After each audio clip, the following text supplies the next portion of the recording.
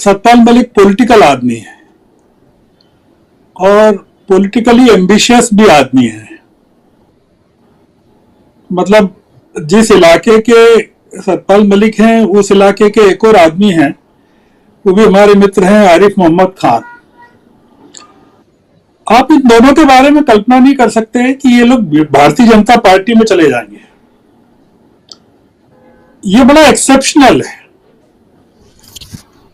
मतलब जिस तरह से रहे हैं आरिफ साहब, जिनका बैकग्राउंड है, और जिस तरह का बैकग्राउंड सतपाल मलिक का रहा है, तो ये निश्चित रूप से सियासी मामला है और इसको सियासी बनने देने में कोई आपत्ति किसी को होना नहीं चाहिए।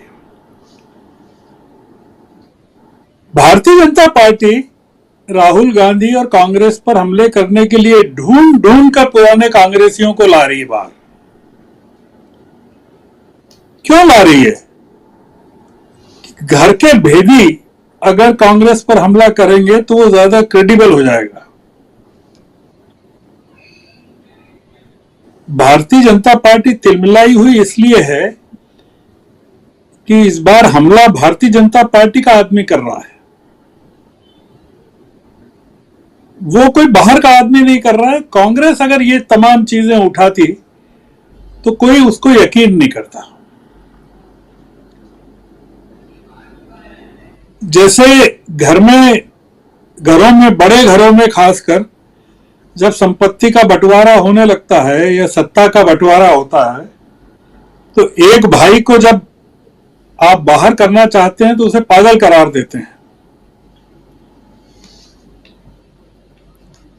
सतपाल मलिक को भारतीय जनता पार्टी अब पागल करार देना चाहती है।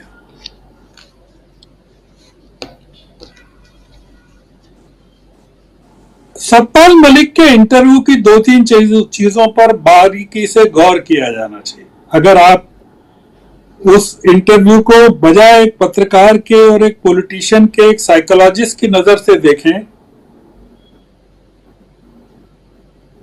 सतपाल मलिक धीमी आवाज में बात करते करते अचानक कुछ कहते कहते रुक जाते हैं।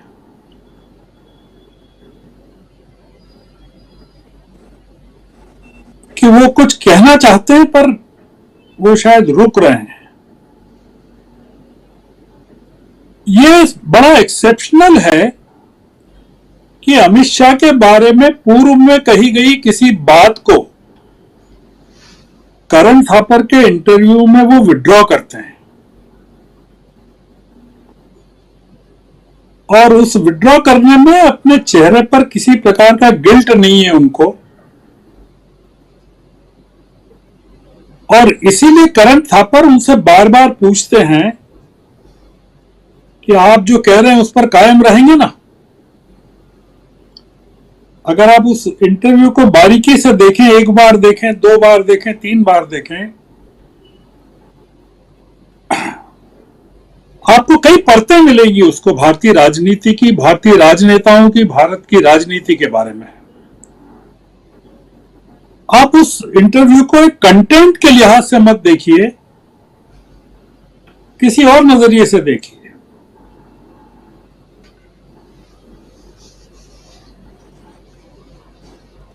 बहुत कम लोगों ने उसकी चर्चा की है क्योंकि वो बहुत धीमी आवाज में बात करते हैं कि अदानी के बारे में जब पूछते हैं, उनके गोवा के कार्यकाल के बारे में पूछते हैं, तो वो ये कहते हैं कि मुख्यमंत्री जो सारा पैसा भ्रष्टाचार का है वो सिर्फ अपने पास नहीं रखते, वो ऊपर भी भेजते हैं। और बहुत धीमे से दबी आवाज में कहते हैं कि हो सकता है वो पैसा अदानी के पास गया हो।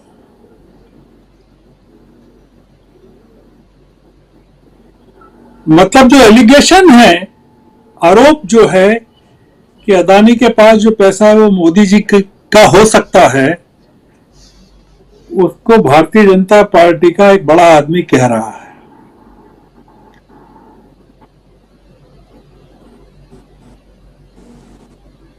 करप्शन को लेकर जो वो बात करते हैं, प्रधानमंत्री के दो मुद्दे हैं जो चुनाव के हैं या राजनीति के हैं, या तो किसी को देशद्रोही करार देना या भ्रष्टाचारी करार देना।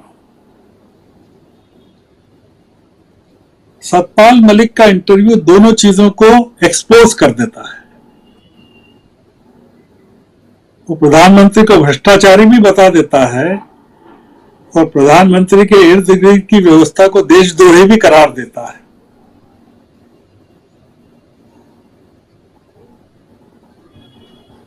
तो राहुल का जो देशद्रोह जो कहा जा रहा है भारतीय जनता पार्टी के द्वारा, वो अपने आप खत्म हो जाता है, डाइल्यूट हो जाता है।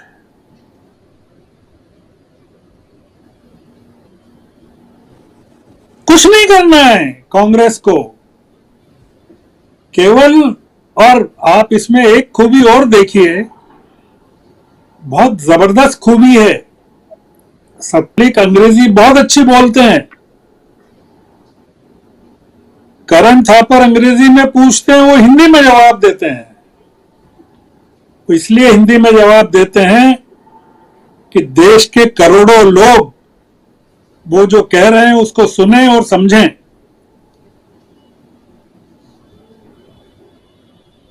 और वो करण थापर को हिंदी बोलने पर मजबूर करते हैं।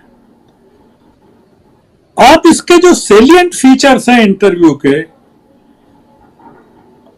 अरे इस इंटरव्यू की खूबी पुलवामा नहीं है।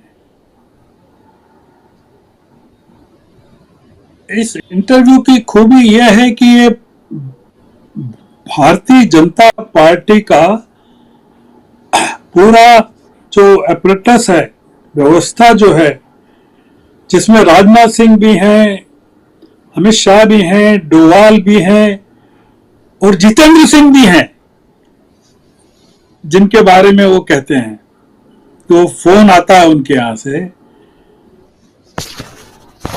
वो पूरे की पूरी व्यवस्था का डिसेक्शन करते हैं, पोस्टमार्टम करते हैं, और इतनी सफाई से करते हैं पोस्टमार्टम कि खून को बहने नहीं देते हैं, और सफाई से टांके भी लगा देते हैं।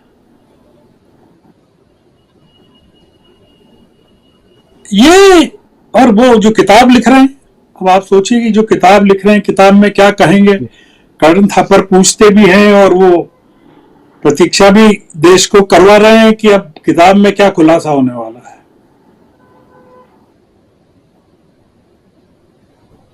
तो ये जो पूरा, और कई चीजें उन्होंने कही कि ये पूरा मामला जो अदानी का है वो बीजेपी के लिए कितना घातक होने वाला है, कितना खत्म कर देगा बीजेपी को। ग्रास रूट तक वो कह रहे हैं। अदानी, राहुल जी को बोलने नहीं दिया गया, उसके बारे में क्या कहते हैं। कांग्रेस को कुछ नहीं करना राजीव जी।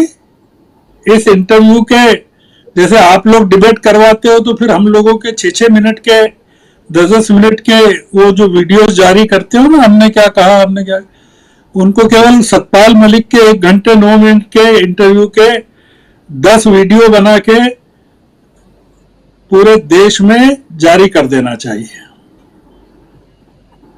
कांग्रेस पार्टी को। कुछ नहीं करना चाहिए।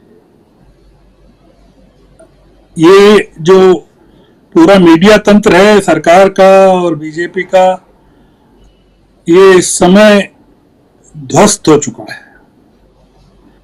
और मैंने पहले जैसे कहा, ये सतपाल मलिक ने बहुत बड़ी सेवा की है देश की, 5 साल बाद ही सही की है।